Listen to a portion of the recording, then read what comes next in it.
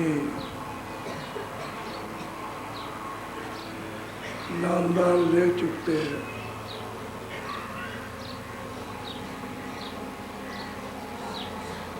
और थोड़ा बहुत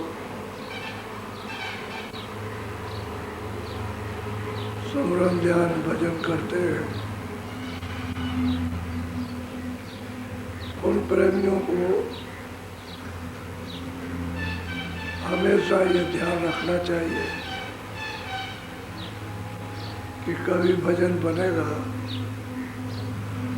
और कभी बिगड़ जाएगा। कभी थोड़ा थोड़ा सुनाई देगा, कभी कभी सुनाई देगा, कभी कभी दिखाई देगा और कभी नहीं देगा, न सुनाई देगा। ऐसा क्यों होता रहता है? असली चीज यह है कि तुम संसार में वासना लेकर के इतने प्रकार फंसे हुए हो कि तुम्हारा मन, बुद्धि और चित्त संसार के पदार्थों की तरफ जब दौड़ता है तो मन हट जाता है, चित्त हट जाता है, बुद्धि हट जाती है, उसमें कमी आ जाती है। तो प्रेमी कहते हैं कि पहले हमारा कभी कभी बनता था और कभी बिगड़ जाता था, अब बिल्कुल नहीं बनता। तो जब तुम बिल्कुल संसार में लग गए, काम काज में, वासना में, तो फिर अंदर नहीं होगा। इन सब चीज़ों से थोड़ा थोड़ा धीरे धीरे हटना चाहिए।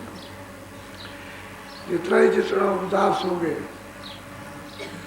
और परमार्थ में लगोगे उतना ही कामयाबी होगी। जितना ही इसमें फंस जाओगे, उलझ जाओगे, उतने परमार्थ में कमी हो जाएगी, कमी होगी। अब ये हम निरख परख नहीं कर पाते कि हम इसमें फंस गए। मन हमारा, चित्त हमारा, बुद्धि हर वक्त उसी में लगा रहता है। तो सुमरन ध्यान भजन किसका करते हो? संसारी वस्तुओं का। तो वही आपके सामने आती।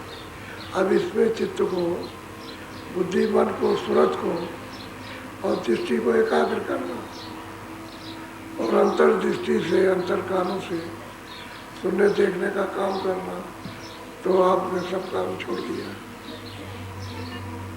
जिस तेजी से आए थे कि चलो भजन सुमरन करेंगे, उसी तेजी से करना चाहिए था। तो थोड़े दिन तो तुमने किया और फिर उसके बाद में और जब लगन, इच्छा जब कम हुई तो इसमें फंस गए, तो उधर से कमी हो गई। वो तो स्वाभाविक बात है। ये जड़ चीज़ें हैं, वो चेतन है। ये चीज़ें वहाँ टिक नहीं सकती और वो इनके सामने नहीं टिक सकता। ये चीज़ों का चिंतन करोगे तो नहीं आएगा और उसका चिंतन करोगे तो ये टिकेगी नहीं। तो दोनों का मेल नहीं खाता। इसलिए प्रेमी ये बात कहते रहते हैं कि होता था नहीं होता। बहुत से ऐसे हैं जो कहते हैं हमारा बनता ही नहीं। तो उनका बनेगा क्या? वो हर वक्त बाहर और पुकार बाहर की चीज़ों के बाहर लगाते रहते हैं। ये चीज़ हमको मिल जाए, हमारा ये काम हो जाए, हमारा ये बच्चा ठीक हो जाए, हमारा ये ठीक हो जाए, हमारा वो ठीक हो, इसमें लगे रहते हैं। तो उनका तो भजन बनना ही नहीं। वो भजन को तो आपने भजन बना दिया और अपना नुकसान कर दिया। तो ये परमार्थ का रास्ता है। इसमें समझ बूझ करके तो जरा सा जाग कर, चेत करके चलना। और संसार आपके काम चाहे जितना भी लगे रहो आने वाला नहीं है। अंतिम में तो ये आपको जवाब दे देगा और आप इसको जवाब दे दोगे, तो फिर फक रह जाओगे। इसने हमको जवाब दे दिया, अब हम इसको देते तो हम क्या हमने किया? तो कुछ नहीं किया। जैसे कहते थे पीछे से पश्चाताप, तो क्या फायदा उससे अफसोस करने से क्या? जब काम बिगाड़े आप ना, अपना काम बिगड़ जाता है तो दुनिया और अपने को भी दुख। दुनिया तो हंसती है कि देखो कितना बेवकूफ़ था, जो अच्छा काम मिला उसे किया नहीं और बुरे काम मिला गया अच्छा छोड़ दिया, वो तो हंसेगी। और आप अपने आप तो असल में अपना काम करना चाहिए लग करके, क्योंकि ये परमार्थ का भजन का ये सूरत के कल्याण का रास्ता है। इसमें आप निर्मल होकर के नहीं चलोगे तो साथ नहीं देगा। गंदगी से तो आप पहले ही से भरे पड़े हो और फिर भी गंदगी इसमें जमा करोगे तो और भी, तो गंदगी को जमा मत करो, जो गंदगी जमा उसको उतरवाओ और उसको उतारो तो काम बने आप। तो ये बात जब गहरा सत्संग होता है तभी चेतने में आती है, और सत्संग नहीं मिलेगा तो फिर मतलब ये मिनट 2 मिनट 4 मिनट उसमें तो समझ ही नहीं आता कि क्या बात है। क्योंकि ये सब प्रार्थनाएं कोई बाहर के दरवाजे की नहीं है, कोई भी प्रार्थना परमार्थ की बात नहीं कि हम किसी मकान के दरवाजे पर गए और पुकार, तो ये मकान है, इसका दरवाजा इधर है, दोनों आंखों के मध्य में ये है, तो यहाँ पुकार लगानी चाहिए। तो इधर की तो पुकार छोड़ के इधर मकान, ईंट पत्थरों के मकान, इधर दौड़ते फिरते तो क्या मिलेगा। अरे दरवाजा तो अपने पास है, वहीं पर बैठ करके पुकार लगाओ, वहीं प्रार्थना करो तो सुनवाई हो। और बार बार भागते हो तो कोई सुनवाई नहीं हो। जब दर छोड़ दोगे तो दूसरे दर पर कुछ नहीं, अपना तो दर छोड़ दिया और दूसरे के दर को समझते नहीं कि वहाँ कुछ मिलेगा कि नहीं मिलेगा। जब अपने दरवाजे पर नहीं कुछ मिला तो दूसरे के दरवाजे पर क्या मिला, वहाँ क्या है। तो आप अपने दरवाजे पर बैठ के पुकार ही नहीं लगाते हो, वो समझते ही नहीं उसको कि भाई यहाँ बैठ करके हर रोज पुकार लगा। इसलिए जब सूरत को जब पीड़ा होती है उसी को कहते हैं आत्म वेदना, तो फिर ये मन बुद्धि भी ये संसार की तरफ नहीं जाते। तो आत्म वेदना तो है नहीं, ये तो सामान की वेदना है, शरीर सुख की, इंद्रियों की, इंद्रियों के आराम की, उसके रस की वेदना। आत्म वेदना तो है नहीं। आत्म वेदना हो तब तो फिर खिंचाव चिमटा हो ही जाए। इसलिए सत्संग नहीं सुनते हैं ध्यान से, तो आप थोड़ा सत्संग में जा करके सुना करो, अच्छी बात रहेगी। महात्माओं ने बहुत कुछ विधियों से समझाने की और जीव को सीधे रास्ते पर डालने की कोशिश की, लेकिन जीव बड़े अभागी, संसार को सत्य समझते हैं और जब सत्य है उसे झूठ समझते हैं। जो सुमरन ध्यान घाट पर बैठ करके कुछ करके पाना है उसको तो झूठ समझते हैं। और ये संसार एक खोल है, मिट्टी है, उसे इकट्ठा करने उसे सत्य समझते हैं, वही तो धोखा है। ये तो माया की छाया है, माया भी नहीं है। कोई कहेगा सोना इकट्ठा, चांदी इकट्ठी, तो जमीन इकट्ठी, तो ये इकट्ठा, तो वो इकट्ठा, ये सब उसकी छाया है, माया नहीं है। छाया तो छाया गायब हो जाएगी, जब गायब हो जाएगी तो उसके लिए रोते रह जाओगे, तुम कहाँ चली गई, तो वो काय को मिलने वाली। अब माया हो तब तो मिले, उसकी छाया थी तो पकड़ते पकड़ते इतने दिन हो गए अभी तक पकड़ भी नहीं आई, और उसी के लिए विलाप करते हो, छाया के लिए। बिना महात्माओं के मिले बोध नहीं होगा, जागृति नहीं होगी, समझ नहीं आएगी, और बिना महात्माओं के सत्संग उदासीनता नहीं होगी, और उस प्रभु से लगन नहीं लगेगी। वो तो सत्संग ही सब कुछ कराता है, तो वो सत्संग मिलना चाहिए। तो सुनो जरा समझा।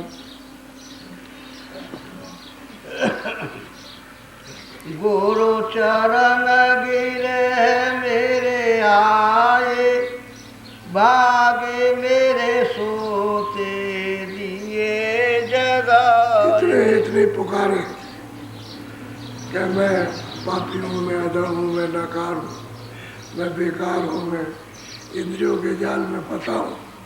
दरवाजे पर पुकार लगाते लगाते लगाते हर रोज हर वक्त पुकार लगाई तो फिर कभी सुनवाई हो जाती है।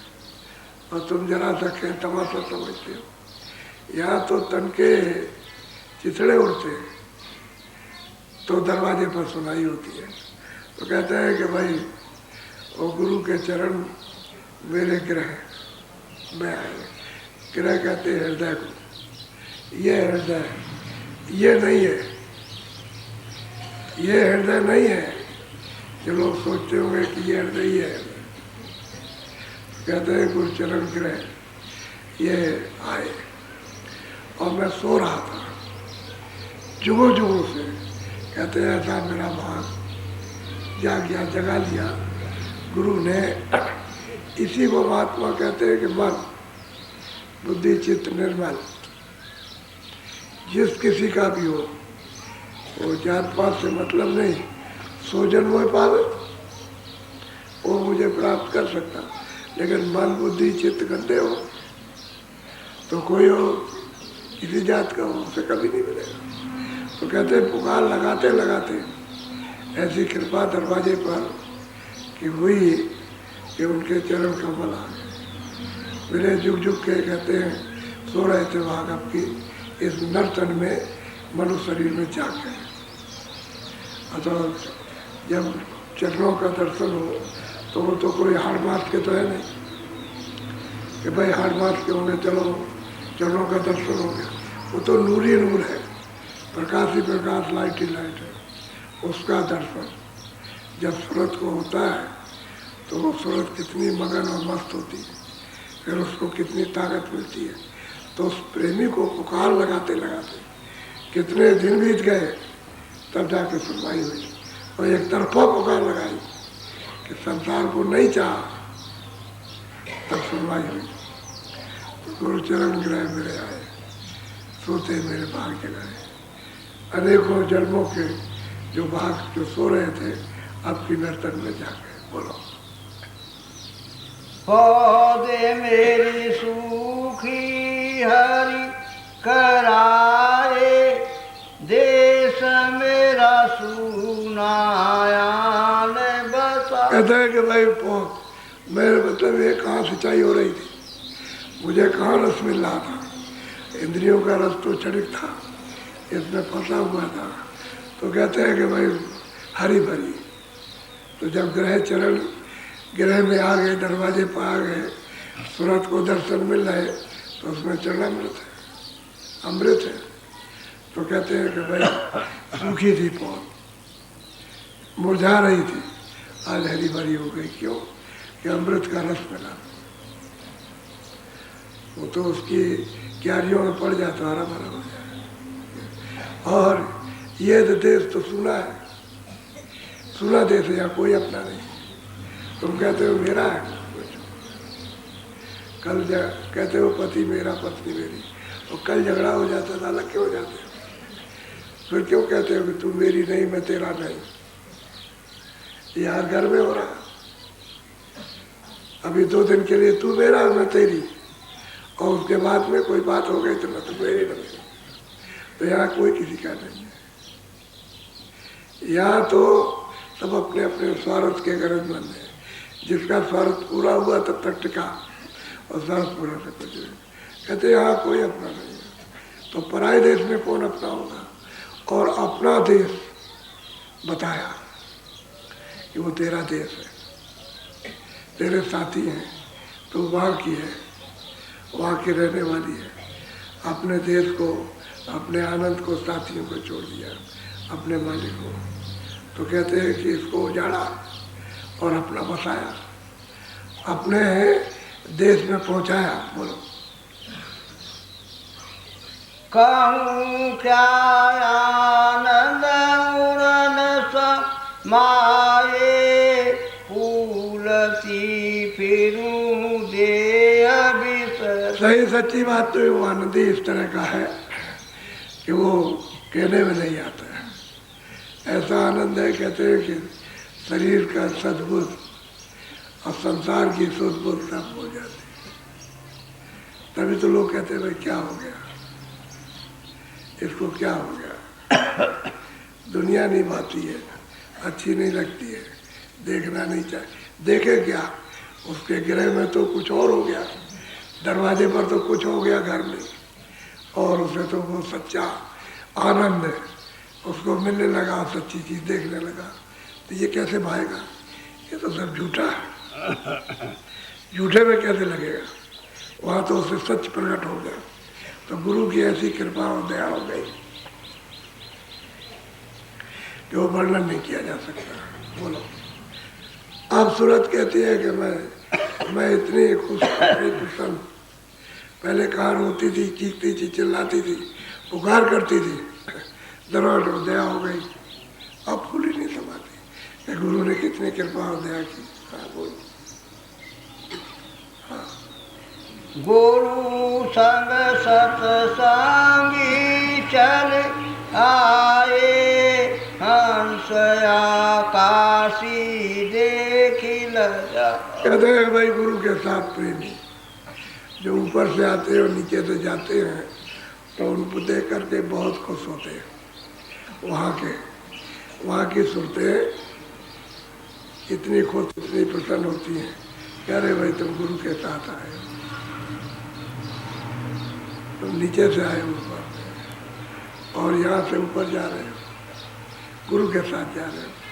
मेरा भी ये सौभाग्य है कि तुम्हारा सबका दर्शन, वो भी सूरतें मगन हो जाती है।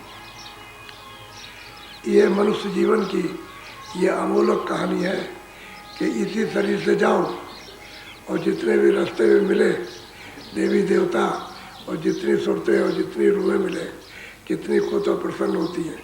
वो तो ये चाहती हैं कि मुझे भी उतार ले चलो, मैं भी, ये मतलब है कि इधर का भी सुख ले लूँ और उधर ऊपर में भी जाऊँ, और बीच ही मैदान में टके हुए, न ऊपर जा सकते न नीचे आ सकते।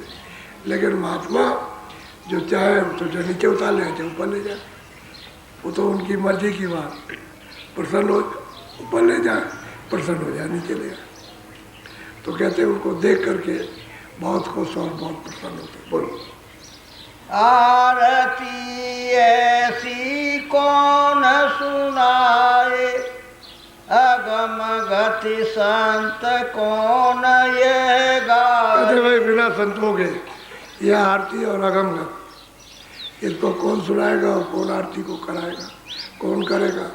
जो संत होगा वही कर सकता। तो आरती तो सूरत से होती है, आरती शरीर से नहीं होती। उस चेतन की आरती सूरत से होती है। तो कहते हैं कि संत जब पूरा मिले तब तो इस आरती को सुनाए और बताए और दिखाए और कराए। और अगर नहीं है तो फिर क्या जाने का वो, क्या न करता है न कराता है, न करना जानता न कराना जानता, और न दिखाना जानता है और न देखना जानता, वो क्या करे? तो कहते हैं कि ये अगमगत कौन वर्णन कर सकता है? संत, इसलिए उस मालिक को प्राप्त किया। जो सूरत सतलोक में गई वही करा सकता है, और जो सतलोक में नहीं गई वो नहीं करा सकता। बोलो,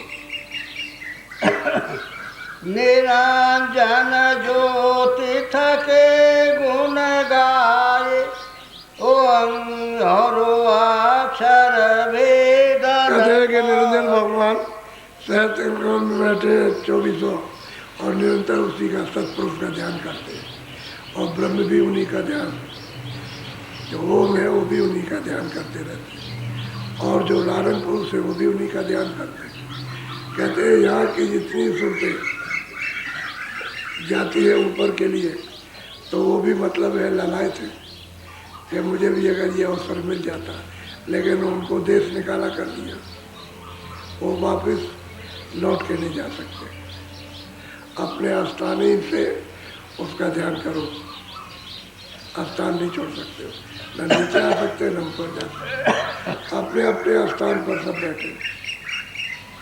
तो सैतन कवन में निरंजन भगवान त्रिकुटी में ओम बैठे हुए हैं, और 10वें द्वार में पार रूप, न ऊपर जा सकते न नीचे ना आ सकते। तब होते हो तो वो भी कहते हैं थक जाते हैं। संतों महात्माओं के गुणगान वो भी नहीं कर सकते, और वो उसी रास्ते से संत चले जाते ऊपर, वो उतर जाते, ऊपर जाते उतरते। तो क्या करें? वो भी लज्जित होते हैं।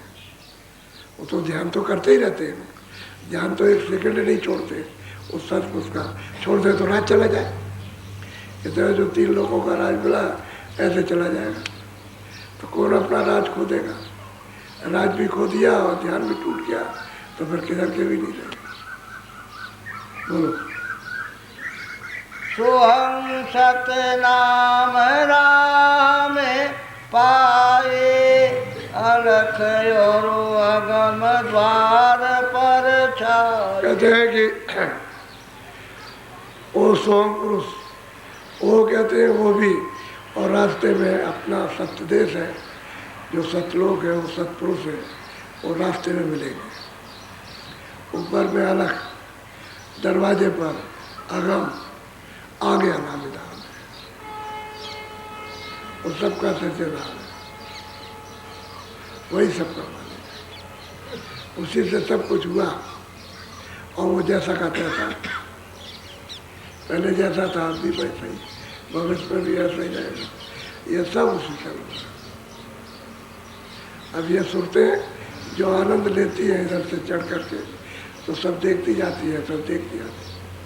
इनके लिए क्या मुश्किल है, लेकिन कोई मिलना तो चाहिए। जो यहाँ जो भूली हुई है, जो रास्ता खो चुकी है और भटक रही है, कर्मों का बोझा लाद लिया, उतार नहीं सकती हैं, कर्मों से छूट नहीं सकती, कर्जा दे नहीं सकती, तो कोई चाहिए ना इस बोझे को उतारने के लिए। अब वो संत नहीं मिलेगा तो ये अपने घर जा ही नहीं सकती। कर सब एक एक चक्कर में, एक एक चक्कर में सबको बांध रखा। बोलो। महल सत गुरु ने ऊंच दिखा, अरे कहने में शोभा बरनी न कहते हैं कि महल जिसमें मालिक रहते हैं, कहते हैं कि उसकी क्या शोभा, क्या महिमा उसकी वर्णन करने में है। सब जब गाए एक साथ गुणगान गाए थक जाएंगे, कोई गुणगान उसका नहीं गा सकता, सब लोग उसका गुणगान गाए नहीं गा सकते। ये वैसा तो उसका महल है, ऐसी शोभा उसकी है, इतना बड़ा है वो, उसी से सब कुछ हुआ। समुद्र को तो नहीं बनता, अरबों खरबों संखों असंखों कितना कहो तब भी नहीं बनता, सब गिनती खत्म होती है। ऐसा वो मालिक है, और संत उसको भी प्राप्त कर लेते हैं, उसको भी पाते हैं। अब वो मिल रहे, और कलयुग ही में पाया, और युग में नहीं। वो सतयुग त्रेता द्वापर चला गया, कलयुग ही में रास्ता खुला, और कलयुग ही में मिला, और वो संत भी आए वहीं से, और प्रेमियों को यहाँ से ले भी गए। अब अगर से ही चलते तो जी बड़े प्रभावशाली कि रास्ता पा करके भी नहीं चलते, फिर भी है उलझे हुए हो, इसलिए पकड़े हुए छोड़ ही नहीं रहे कि अगर ये संसार हमारा छूट जाए तो मतलब है कि इसको छोड़ते नहीं, वो पकड़ते नहीं। अरे वो पकड़ो, ये छूट जाएगा तो छूटे छुटा है, ये तो अज्ञान में पकड़े हो, है तुम्हारा कुछ नहीं। मोह में बंदर का बच्चा मर गया, लेकिन वो दबाए हुए छोड़ नहीं रही है, उससे बदबू आ रही है, लेकिन फिर भी चिपकाए हुए मोह में। इस मोह में इसको पकड़े हो, है तुम्हारा कुछ नहीं, इसको छोड़ दो तो अपने घर की तरफ चलो। क्योंकि सूरज जड़ में जड़ हो गई, इसी जड़ का रूप हो गई, तो उसकी चेतनता तो कौन निकालेगा, वो महापुरुष धीरे धीरे करके निकालेंगे। लेकिन वहाँ तक हमको जाना तो चाहिए। उनके सत्संग में बैठो, रास्ता मिले तो कुछ करनी करो, मार मन डालो इंद्रिय रोग द्वारा। धीरे धीरे इंद्रियों को विषयों की तरफ से रोको, और मन को थोड़ा हटाओ, और थोड़ा परमार्थ में भजन ध्यान में लगाओ, तो जल्दी काम हो जाए। अब उसमें तो 5 मिनट भी नहीं, और इसमें बाकी सारा जितना समय सब इसी में, तो बताओ क्या होगा। वो कहते भाई थोड़ा थोड़ा तो लगाओ, 5 मिनट 10 मिनट आधा घंटा 1 घंटा 24 घंटे में 1 घंटा निकालो, तो मतलब ये 23 घंटे, इसमें 1 घंटा थोड़ा लगाओ, तो धीरे धीरे बदल जाओ, तो कुछ नहीं हो। वो भी 10-5 मिनट भी नहीं, उसमें भी सामने रख लेंगे चिंतन संसार का, और कहेंगे हम भजन करते हैं, हम ध्यान के कुछ नहीं करते। अरे उसको उतनी देर के लिए तो हटाओ, लेकिन कुछ उनको पता ही नहीं, जड़ हो गए, इसलिए हम वो में पकड़े हुए। आपका कुछ नहीं है, बोलो। बिना गुरु भेदी कौन खाए, सूरत बिन शब्द कभी नहीं। कहते हैं कि जब तक वेदी नहीं मिल जाएगा, वेद जानने वाला, तो उसको कौन दिखाएगा, कौन लिखाएगा। और वो जब तक नहीं मिलेगा तो सूरत को पता क्या है कि सूरत और शब्द क्या है, सूरत क्या है, शब्द क्या है, नाम क्या चीज़ है, उसे क्या मालूम। तो वेदी मिलेगा तो बताएगा कि तो अंदर बैठी है और ऊपर शब्द आ रहा, और इसको तू ऐसे सुन, ऐसे पकड़ इसको, तो उसको कहेगा ये पकड़, उसको मदद करेगा, पकड़ाएगा, तब तो उसकी समझ में आएगा। और वेदी नहीं मिलेगा तो क्या बता चले। जो उसका गुण नहीं जानता वो उसको क्या बताएगा। जिस हुनर को जानता ही नहीं है, जिस चीज़ को समझता ही नहीं, तो दूसरों को क्या समझाएगा। और सूरत शब्द की ही महिमा है, क्योंकि शब्द से सूरत अलग हुई है, और वही पकड़ ले तो उसका काम बन जाए। और उसका भेदी मिल जाए तो फिर पकड़ा सकता, भेदी नहीं मिलेगा काम नहीं बनेगा, न वो देख सकेगा न पहुंच सकेगा। इसलिए सद्गुरु भेदी मिलना चाहिए, क्योंकि सद्गुरु वैद वचन विश्वास है, सद्गुरु वैद है, उनके वचनों का विश्वास है। और अब विश्वास करेगा तो फिर क्या चलेगा, करेगा क्या। तो वो जो कहते हैं उसमें तो विश्वास नहीं, तो करनी कैसे करेगा। भजन ध्यान सुमरन कैसे करेगा, क्योंकि वचनों का तो विश्वास ही नहीं, जो कह रहे वो कर ही नहीं रहा। तो जो कुछ वो वैद कहे करे, उनके वचनों को सुने और उसका पालन करे, तो जल्दी काम बनता है। और तुमने सुना पालन नहीं किया तो फिर कोई लाभ नहीं आता। बोलो। पलंग पर बैठे सतगुरु कहते हैं कि वो पलंग, वो मालिक के साथ, कहते हैं वही संत सतगुरु उस मालिक के साथ बैठ सकते हैं वहाँ, और उसी का रूप हो जाते हैं। उसमें और उनमें कोई अंतर नहीं है।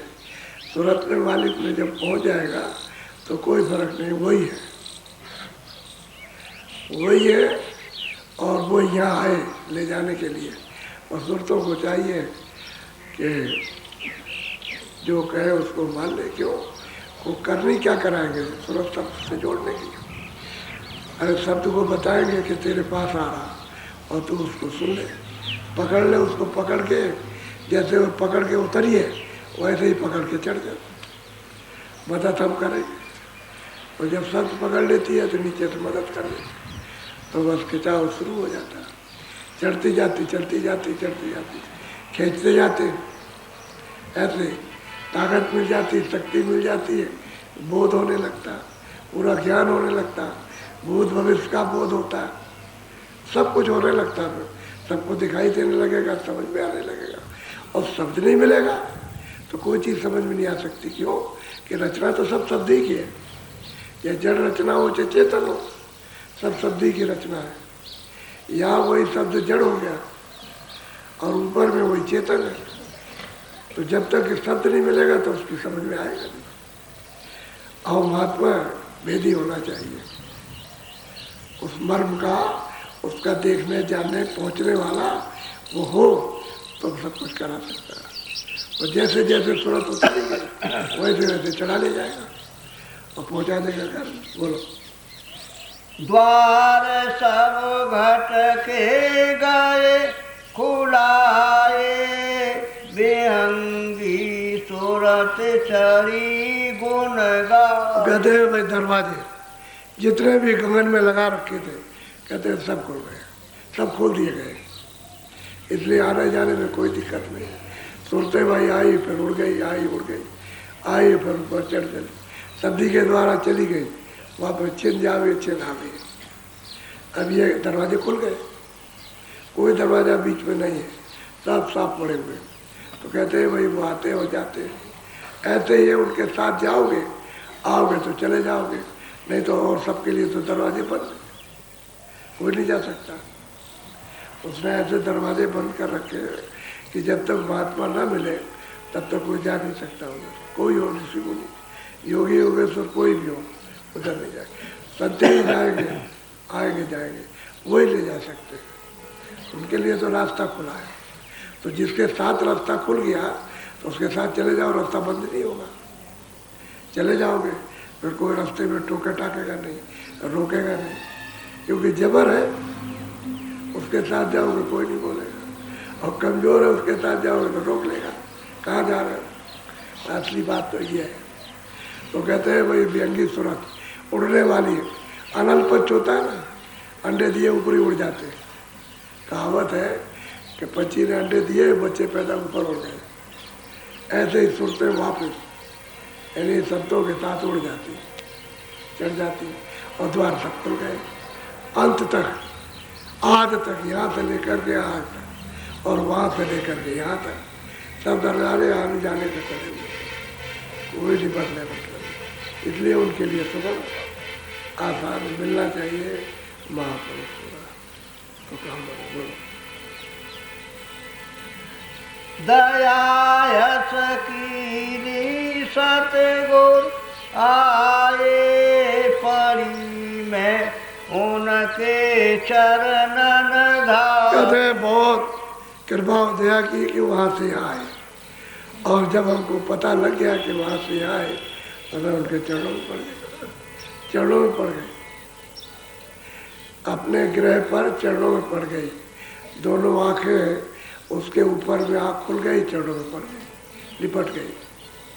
जब पता चल गया तो सूरज लिपट गई चरणों में, क्योंकि वो भी प्रकाश है, वो भी प्रकाश। तो वह चेतन चेतनी में लिपट सकता है, और जड़ चेतन के साथ कैसे लिपटेगा। शरीर तो जड़ है और शरीर से वो चेतन ऊपर है, तो कैसे जाएगा, ये छूट जाएगा नीचे। तो सूरज चरणों में लिपट गई। अब ऐसी कृपा और दया हो गई कि उड़ गई। अब वो पहुंच गई अपने घर में। तो कहते मैं क्या गुणगान गाऊं, मैं कहते बने इसको क्या कहूँ, जैसा है वैसा, कोई इशारा भी नहीं काम आता। जो भी इशारे किए गए हैं महापुरुषों ने वो सब यहाँ के। तो यहाँ का कोई इशारा तो इशारा है नहीं, क्योंकि वहाँ की चीज़ तो यहाँ कुछ मिलती नहीं है, न कोई चीज़ यहाँ पर है, इसलिए बनता भी नहीं है। लेकिन छोटी छोटी बुद्धि के लिए तो ये बहुत है, उनके लिए तो ये बन जाएगा। और धीरे धीरे धीरे धीरे जब अंदर ले जाएंगे तब फिर कुछ और है। तो महापुरुषों की कृपा ही सब कुछ करती है, जब तक दया नहीं होगी तब तक। लेकिन दया के घाट पर तो पुकारना चाहिए, घाट पर बैठ करके चिल्लाना चाहिए कि दया करो, कृपा करो, हम फंसे हैं, भूले हैं, भटके हैं, हम पापी हैं, हम अज्ञानी हैं। तो दरवाजा छोड़ करके पुकार लगाओ, सुनेगा कौन? वो तो दरबारे ही पर सुनी जाती है पुकार।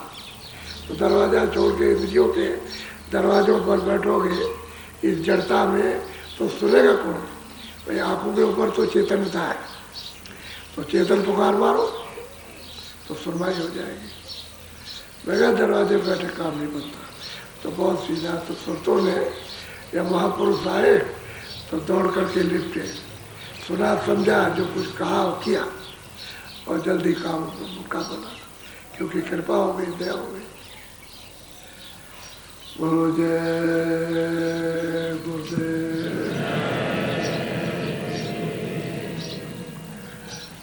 अब थोड़ा सा मन को, चित्त को, ये सूरत बैठी है, इसके चारों तरफ मन, बुद्धि, चित्त और अहंकार बैठे हुए। बस उनको अंदर के अंदर ही रोकना है। अंदर सूरत के चारों तरफ बैठे और वहीं पर उनको रोकना। तो सूरत के कानों से सुनने का काम करना, ऊपर से आवाज़ आ रही है, तो जब इनको साथ रख करके कानों से सुनोगे तो आवाज़ सुनाई देगी। तो जरा सा थोड़ा रोका करो, इधर उधर बात करें, 5 मिनट, 10 मिनट, 2 मिनट, जितना रोकोगे उतनी जल्दी काम होगा। अच्छा बैठ जाओ वजन पर।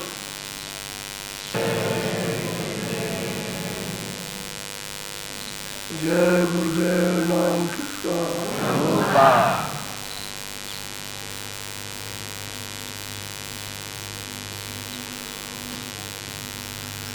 खड़े होकर लाइन में बैठ जाओ।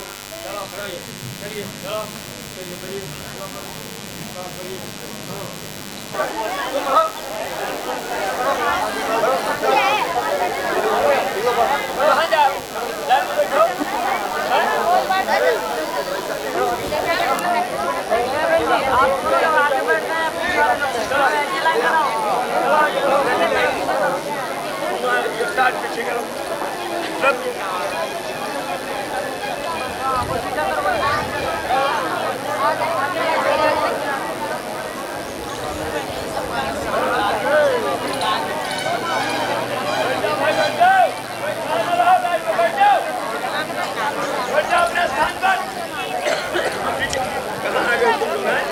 कहाँ बैठे?